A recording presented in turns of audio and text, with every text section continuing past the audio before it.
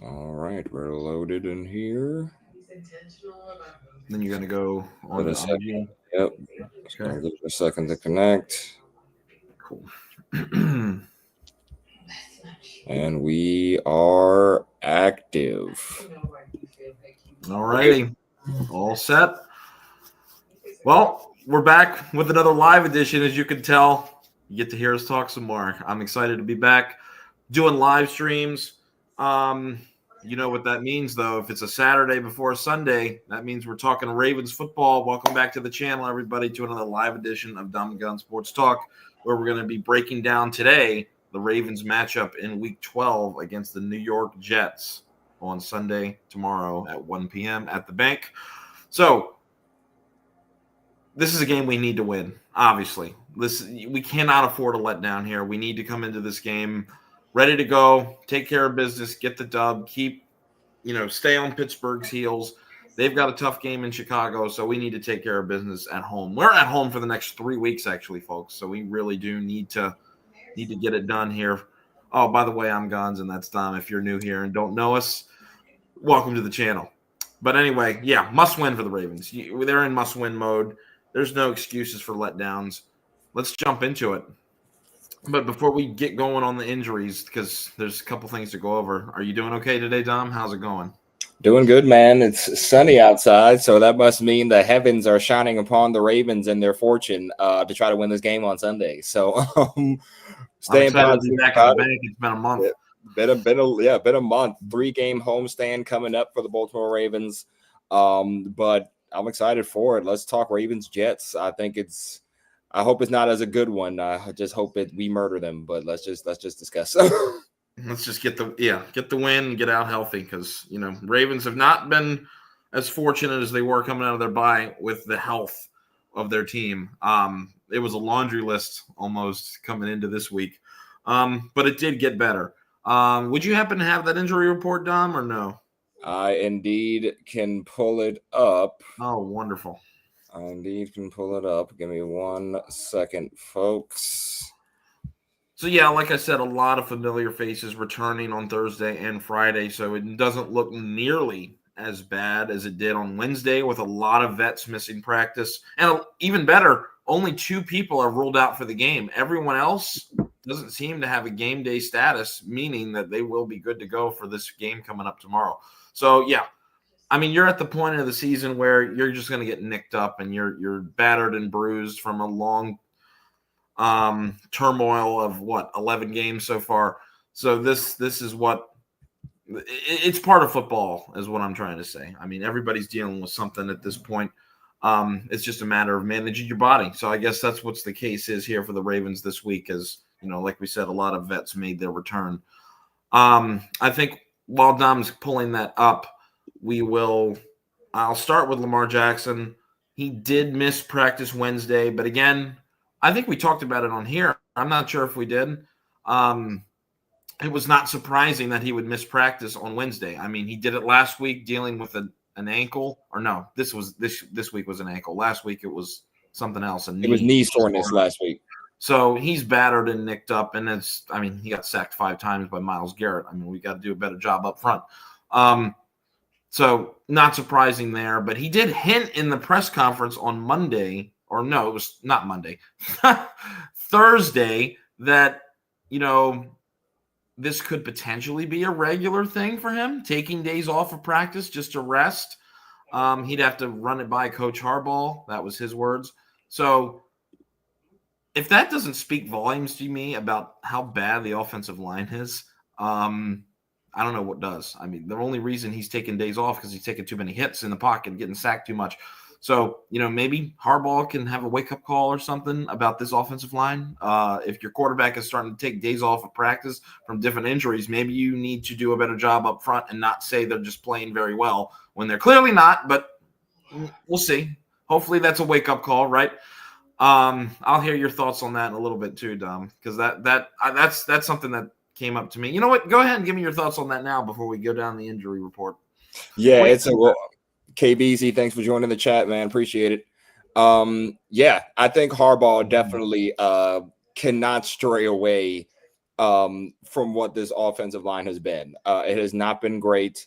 Lamar, now, mind you, it could be a combination of both. I mean, we see Lamar also holding on to the ball for a very long time, which could also contribute to that. But it's also the offensive line has just not played well. There was a lot of times where we get blown up instantly.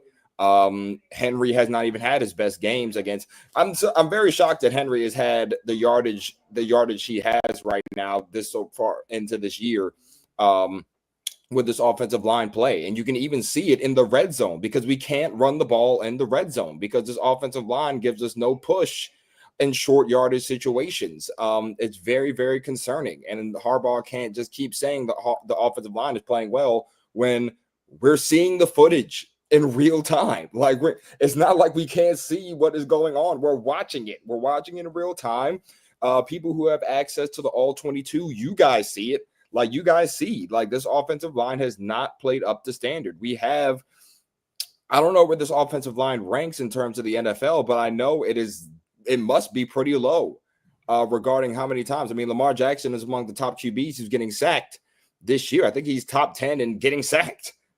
He's already at 23. I believe that was the totals that he had all last year, as far as how many times he's been hit.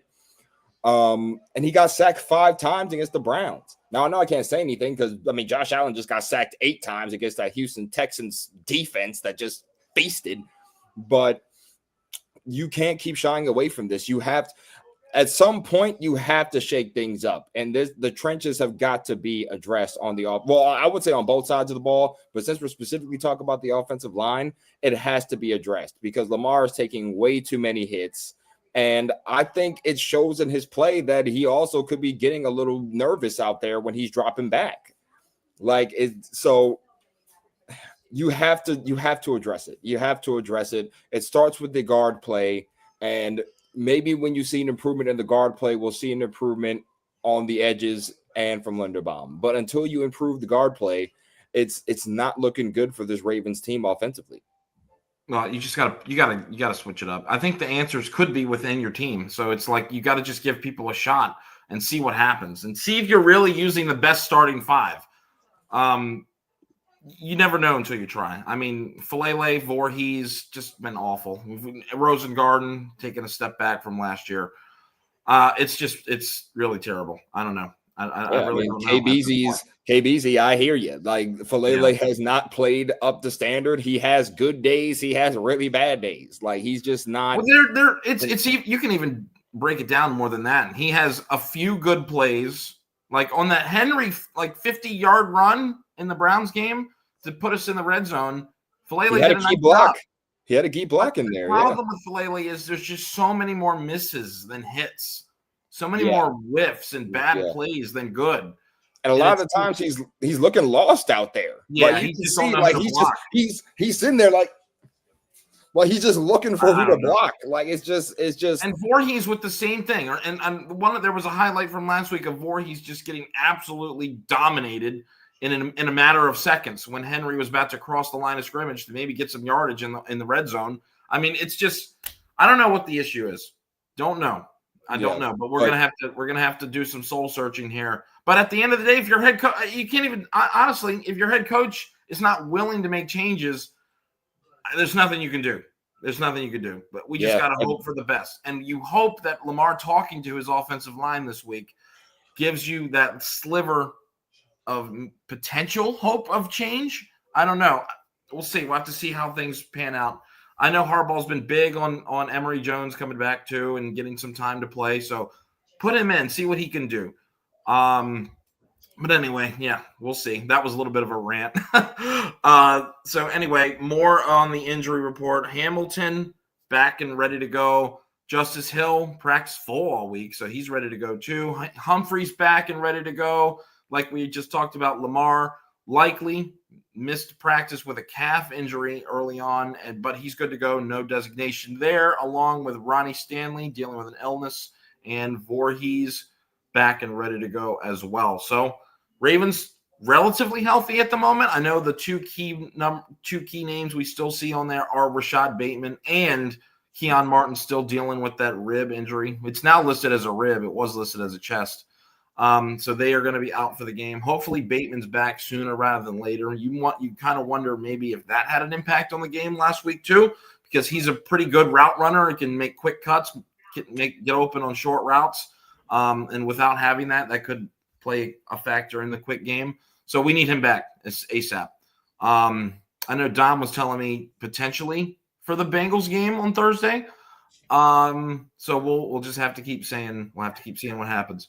New York Jets, not too many things concerning there. Will McDonald, he did miss time, but he is questionable for the game, but he did practice fully on Friday. And the only one that I really see that stands out to me on that is Nwanganu, the running back. He is a special returner, and he returned the kicks. I think at least one of those returns were by Nwango against the Browns a few weeks ago, and they had those 2 long special teams touchdowns. So that guy is explosive. He's got a lot of speed. And yeah, that's pretty much it for the injury report. So both teams not dealing with too much coming into this matchup.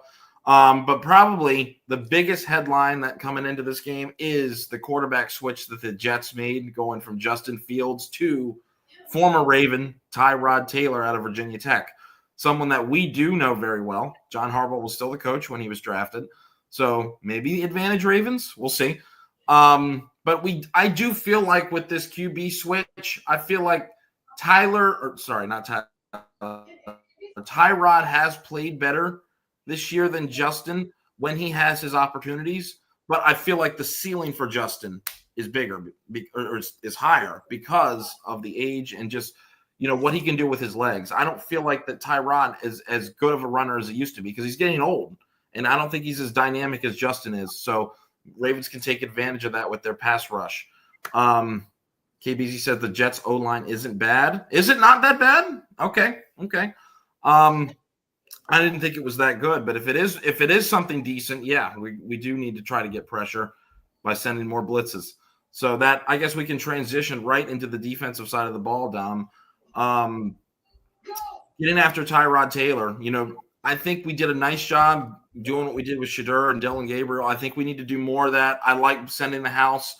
I know we had Dom express concerns last week about too much use of Hamilton in the blitz game, but it doesn't have to be him every play. You could send Rowe, you could send Teddy, you could send other guys. I mean, you got Marlon coming back, you could send him on a corner blitz.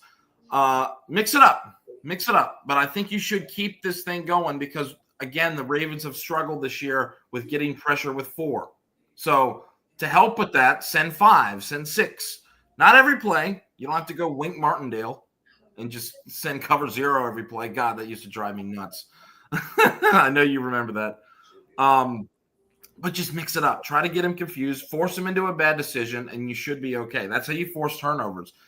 I know this defense in this little turnaround, you can say what you want. I know people are going to compare it to last year about the level of competition. But the good thing about this year's defense is they're taking the ball away more. I feel like in this little turnaround since coming out of the bye, they have been taking the ball away a ton more than I've seen in recent history. So if anything with that's a step in the right direction, honestly, compared to last year's defense. So maybe as we get closer to playoff time and keep trying to squeak in there, and if we even make the playoffs, this little turnover trend would prove very, very good for this team down the stretch. So let's keep it up. So that's pretty much it for me. Pressuring the quarterback, you're getting more help on defense in the secondary with Marlon back. Let that secondary, who you've invested so much money in, take advantage. Okay? Send some pressure. Get after Tyrod. Right? And force mistakes, first turnovers. And continue your tackling because your tackling has been better as well. But I think the pass rush and the blitz game goes hand in hand here. So getting after Tyrod is going to be key, and I think that would be enough to get this dub at home at the bank. I don't think you even need to score too many points because I think that we can rely on this defense to get just keep their end of the bargain up for this game, honestly. I don't know. It's not too complicated for me, to be honest. There's no Garrett Wilson either. Breece Hall is somebody to key in on, stopping the run. They've done better at that. Take full advantage of the Jets injuries at the wide receiver position. And I know they got Mason Taylor, but again, use the secondary that you've been bragging on all year. Okay, send the house, wrap up when you need to, force some mistakes, and you'll walk out here with a dub easily. Yeah, I definitely agree. You brought up a good point too on Breece Hall. I think he's going to be one of the main factors in this game. We saw that when Justin Fields was playing, that they were. I mean, it was really just about leaning on that run game and not having Fields like pass as much. So Breece is a really big part of that team. I mean, he's a dynamic runner. He also catches passes out of the backfield. Like, he's a great back. So he's going to be we're going to want to key in on him a lot because there's so much he brings to that team. So I think it's important that the Ravens make sure they keep the eye on that and keep the run defense stout throughout the game. Not just stout, but also consistently stout, because I'm not going to lie, in that Browns game, it didn't start off great. I felt like it got better as the game went on. But it would be nice to see them kind of start and make a heavy emphasis on the run game early. And Breece, being the runner that he is, you're going to want to make sure that you have him, at least try to have him in check as much as you can. No Garrett Wilson in this game, so the pass game could be limited for this Jets team. I know they still have Adnan Mitchell. They still have, let me pull up this roster real quick. Mason Taylor, Lazard, like they still have guys who can still make plays. So there's still nobody so there's still nobody to sleep on. But I think the main thing is going to be containing Breece Hall and this run game. KBZ said that this offensive line for the Jets isn't really that bad, so they could be holding up good in run gaps. So it's going to be a really big game for our D tackles, making sure they try to stop Breece at the line of scrimmage and not allowing him to go crazy. You bring up a good point about the blitzes. I did say I didn't want to overuse Hamilton, but I'm glad you mentioned those other guys that we can also send on the blitz. I think it's important to continue to try to mix up those schemes. Like, we gave Zach Orr a lot of flack early, right? We gave him a lot of flack early because we weren't getting any stops. We weren't getting guys off the field. We weren't getting pressure to the QB. But as of late, we have been not to a great rate, but to a rate where, like you said, we forced turnovers, we've gotten interceptions, we've gotten fumbles. Like, we're forcing teams to make mistakes, and it has worked. I mean, in one of those games, we've had some intentional grounding calls. I can't remember. We've had a bunch of intentional grounding calls. I can't remember the last time we've gotten intentional grounding. Like, you know what I mean? So you have to give praise to this defense because they are making adjustments. So I would love to see Zach Orr continue to improve, continue to adjust, continue to throw different looks at these offenses to not let them get comfortable in the pocket. Tyrod Taylor is a veteran. He's experienced. He's not new to the Ravens system. We drafted him He's as a quarterback years ago. So we're familiar with him. But as far as the defense, like you said, just keep it simple. Mix up the blitz schemes. Try to get pressure on Tyrod Taylor and really just key in on Breece Hall, just because of the talent he is. So I agree with you. I don't think it really has to be that difficult for this Ravens defense in this game. You really just want to keep everything in front of you. Don't let Tyrod get any momentum. And I think this defense can make some noise in this game. Can we just talk a little bit about Roquan Smith? This dude has been playing a little bit better recently the past couple weeks. I agree. I highly agree. Especially in pass D. I mean, agree. Yeah. He clamped down on David Njoku on that fourth down. I mean, he should have had an interception in the Vikings game. I mean, this dude has been playing a little bit better, and it's great to see, especially as we're approaching the home stretch of the season. So let's keep that going. Yeah, and Draymond Jones. I love the guy. He's playing pretty well for us. That's 2 good games in a row. But he's starting to become that guy who's missing tackles on the quarterback, and I don't want to see that anymore. He could have had a sack on Shedeur Sanders on the Keon. I think it was it was either the Keon Martin or the Kyle Hamilton sack on Shedeur Sanders. I believe it was the Keon. I think it was the Keon Martin sack. Okay, yeah, he was there immediately, like absolutely right in the face of him. Whiffs the tackle. Like, I'm glad we got him, but I need you to wrap up because you might not have other guys right behind you next time. Like, I need you to make sure you're bringing the guy to the ground. Like, don't get me wrong, I love what you're doing, Draymond. You're getting pressure, but you're starting to be getting you're starting to get the identity of what Don used to say when we couldn't sack Joe Burrow. You're just whiffing.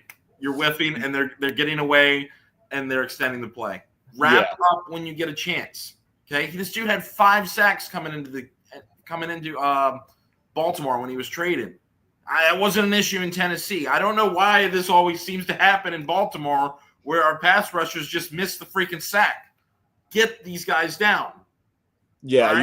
you gotta be able to start doing that again. I thought we were getting away from that, and now it's starting to creep back up again. So yeah, finish the job. You did the hard part. You got to the quarterback. Now tackle him.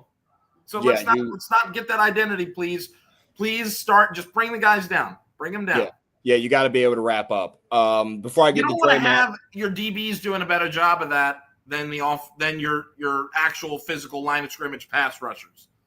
Yeah, it's kind of pathetic in my opinion. So you got to be able to bring the QB down. That's a big thing.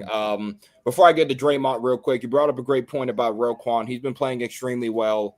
Coming out of the bye, recovering from injury, he's been playing really good. And I mean, this is just the Roquan we expected when we traded for him. I mean, we know how great of a player he is. I mean, he's dynamic, intelligent on the field, kind of a field general kind of guy who just knows what's going to happen before it happens. I mean, he studies well. He's great.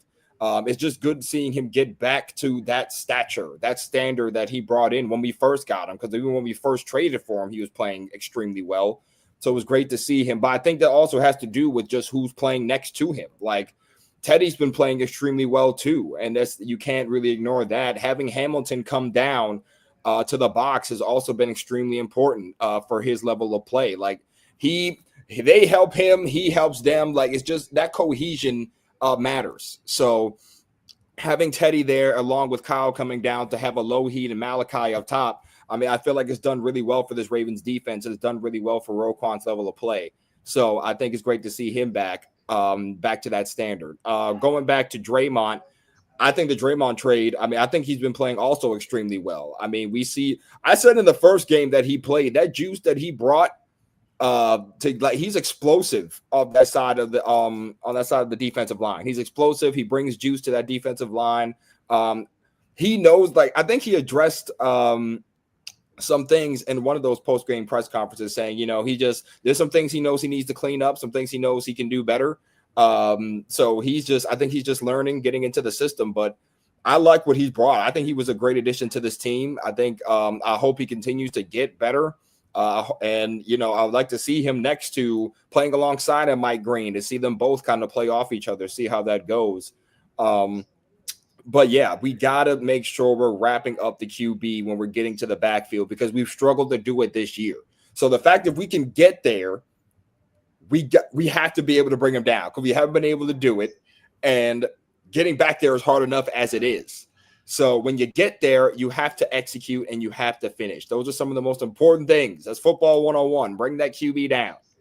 Now, obviously, it's going to be easier said than done against some of these quarterbacks like a Josh Allen or some of these bigger quarterbacks who are pretty tough to bring down. But we're playing against Tyrod Taylor, so I'm hoping that we can see better tackling and better execution on some of these defensive plays. But you bring up a really great point on finishing the play when you get there because we've seen the whiffs and they need to be cleaned up immediately. Whiff is such a funny word. It is, but I mean that's the best way to put it. No, it's true. I like it. No, that was great because it's just we need to wrap up. And I'm confident he can get that turned around. So yeah, that's it. You pressure the quarterback, you wrap up your tackler, and you don't allow the opponent to get any points. And that what I just said comes with doing those previous two things. Just do it. Just keep doing what you've been doing. You've been playing better. Force some turnovers. And you should be good to go on the offensive or on the defensive side of the ball. All right, offensively, I don't really have a lot to say here because I'm not too concerned about anything else aside from how this offensive line is going to perform. I think Lamar can have a decent game.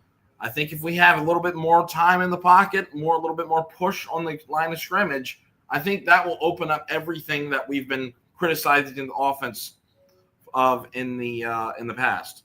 red zone offense, if we can get push on the line of scrimmage, like I just said, I feel like we'll be able to score more touchdowns in the red zone. I don't feel like it's a play calling thing. I don't feel like it's an execution thing. Well, it is for the offensive line, but not for the specialists, the wide receivers, or the quarterback. I think you just need push. You just got to want it more. Okay? Do you want to – you're a group of large men, and you want to dominate the other group of large men. That's literally how you win football games. That's it. If your group of large men is dominating the other team's group of large men, you're probably going to win the game. That's just football, the trenches. The game is won in the trenches. I mean, if we can get that figured out, if we can maybe see some Emory Jones on Sunday. I don't know if is he going to be activated? I don't know. They haven't made any announcements yet. I haven't seen anything. I didn't see anything about them elevating anybody as of yet. So I guess there's still time, but try another combination and see if you can just get a little bit more push. Now, I counter to that. I do understand why some people might be hesitant to do that because, the 5 of them on the line of scrimmage, they have chemistry with each other. It's something they've been working on since training camp. So inserting somebody different might change some things. I get that. But it just can't be any worse than how it is. It really can't. Now, I also understand we're not going to be playing Myles Garrett every freaking week. So that's also a plus. But we do got other guys down the line. We got to play the Green Bay Packers. They got Micah Parsons. They got to play the Steelers twice. They got T.J. Watt, Alex Highsmith, and Keanu Benton in the middle. I mean, they've developed a pretty decent D-line. I mean, you know what you got coming down the road. I mean, you got one on Sunday. You got McDonald who might play. So just changes. I understand why you might be hesitant to make changes, but it wouldn't hurt to just maybe try another group out there. Maybe give them a drive or two and see how things go. Just something to potentially shake things up that could benefit in the long run. Because you might find something that really works. I don't know, but you don't know if you don't try. So, I could sit here and say, short game passing. Throw it down the field. Run the ball in the red zone. It don't matter what you do if you can't block. So, I feel like that's the biggest problem on the Baltimore Ravens right now is this offensive line. And if they can get that even a skosh better, that would boost this offense by millions. It really would because Lamar's a super good quarterback. 2-time MVP, obviously. He can make things look bad, make things look better than it actually is. But it's kind of hard to make this O-line look good when everyone's getting dominated, especially in the middle. So if you could just do a little bit better, 8 could make things look way better than it can. So offensive line, that's it for me. If who wants it more? Go dominate the other large men.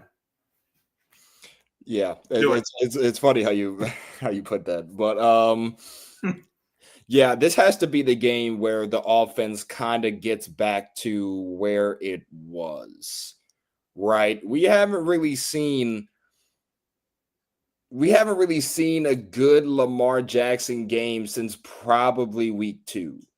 Oh, we saw it in the Dolphins game. If you want to be, yeah, I mean, we saw it in the Dolphins game, but not. I see what you're saying, though. But you know what I mean. Like, you know what I mean. I feel like we haven't seen like a Lamar Jackson dominant type of performance in a while. Well, we haven't seen a rhythmic offense in a while either. Exactly, and that was going to be to my point. Like, we have to. This has to be the game where we see the offense get back into a rhythm because it hasn't been in a rhythm in a while.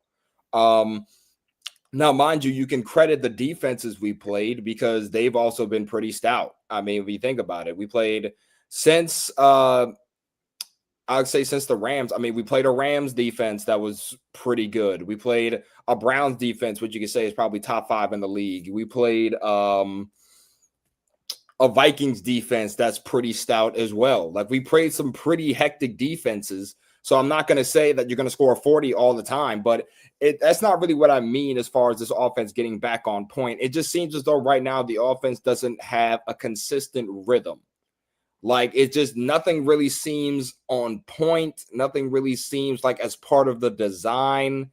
Like, everything seems to just be like, oh, shoot, plays breaking down. Something's got to give.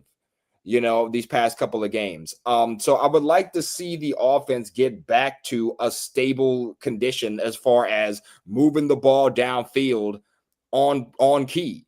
I would like to see the receivers being hit in stride or routes being developed to get to scheme guys open. Good run schemes for Henry to get going. Some Keaton Mitchell going. Like, I would like to see this offense back to a standard that was set a long time ago, right? And like you said, it starts with offensive line. It starts with blocking schemes. It starts with execution up front to hold up for Lamar so he can do what he wants to do. But it's everybody, right? It starts from Monken to down to the top. It starts from the top from Monken and down as far as the way this offense plays. I know there's been some criticism of Monken as of late with some of the calls. The Baltimore Banner report that came out saying players were saying, "What the heck are we doing out here?" Sometimes it was crazy for this Ravens team offensively for things. But I think Monken is still really, really great. I think he's a good OC. Do I question some of his calls? Of course I do. Like that's just going to come with the job. But I think he's still a good OC. So I think he can call a good game against this Jets team. But it starts with getting Lamar back into rhythm in this passing game. Last week, 0 touchdowns, 2 picks. Now, mind you, were the 2 picks really his fault? I will not call it. One was. I'll call it. One was he tried to flick it right between the linemen.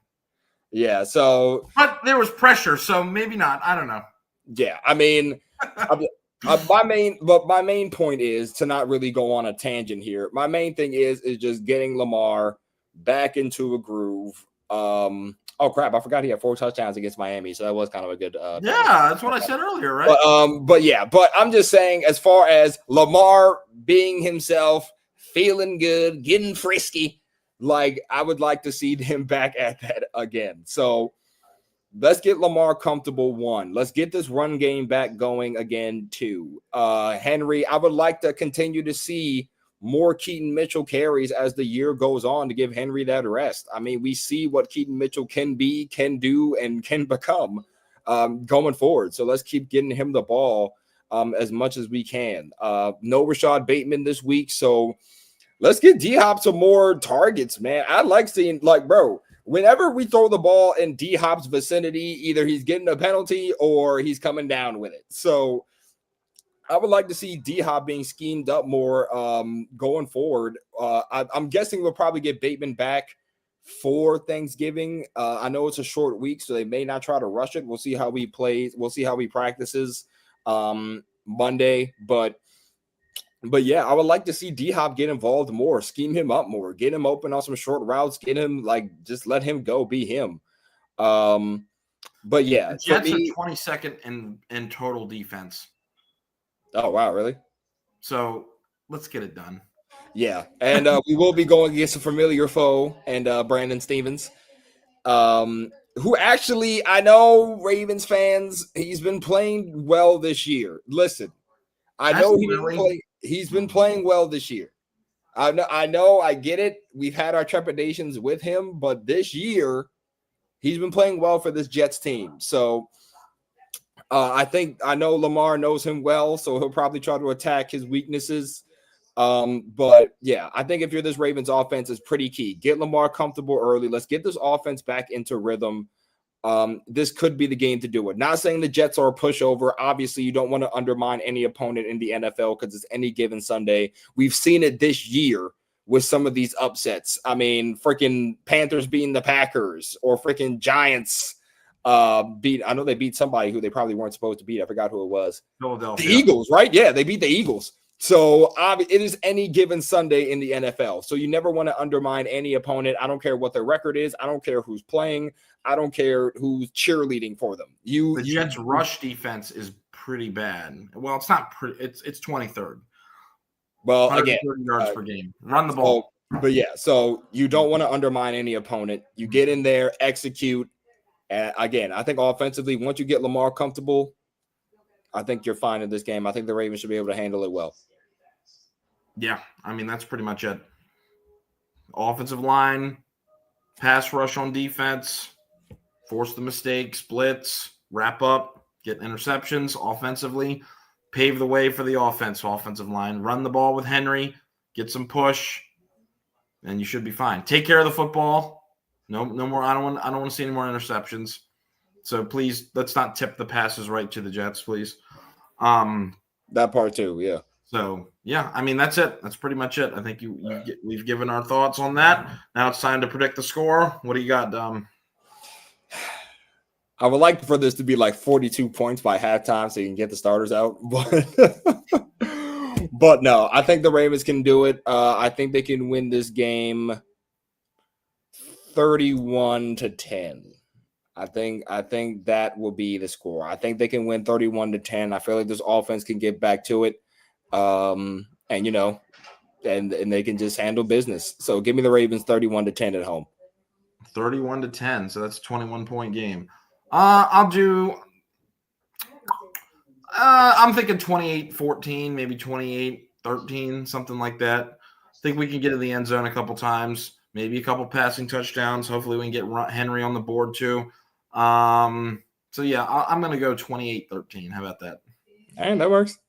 Ravens at home getting the dub. Hopefully that's what happens tomorrow at 1:00. I know I'll be back in attendance. It's been a while since I've been at the bank. The last time I was there was the Bears game, I think. And we were sitting at 1-5 going into that game. Now we're trying to take a one. Oh man, you got to see a Huntley masterpiece. I mean, masterclass. That was a good rhythmic game.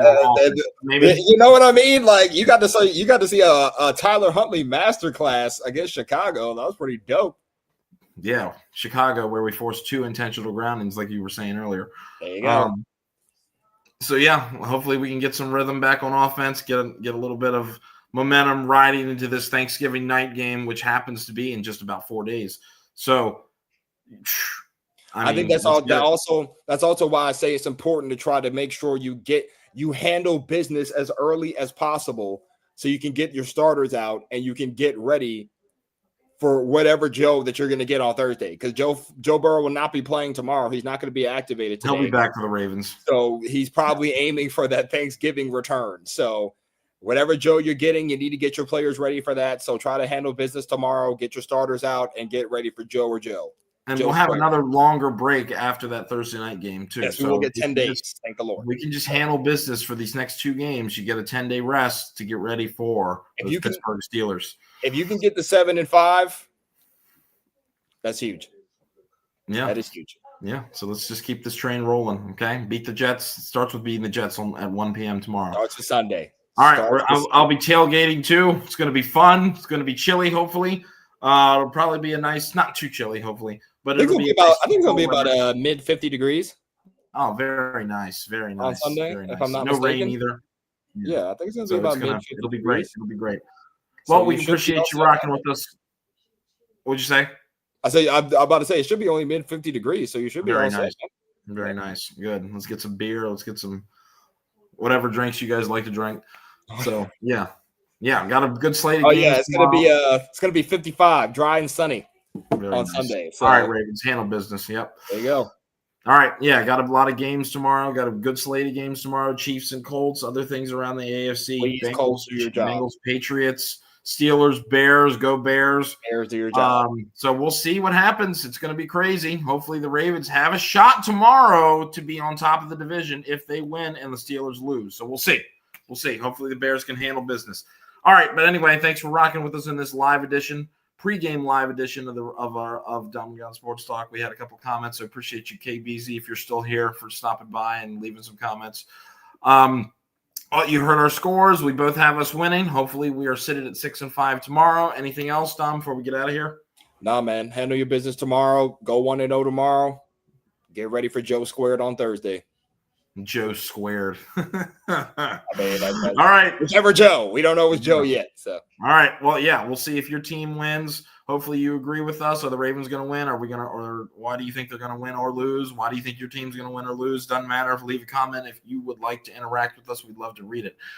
But anyway, we're going to go on ahead and get out of here. We appreciate you stopping by. We'll be back for post game, maybe tomorrow, either tomorrow or Monday. And we got to eke out a lot of videos quickly next week because we have a short Thursday night game. So yeah, Dom and but then we get the weekend off. So Yeah, but we got to get going. We got to be consistent. We got to get our stuff out. That is true. So, yeah, but the work will be worth it. So yeah, we'll figure out when we're going to do that. And hopefully we can do it in a timely manner.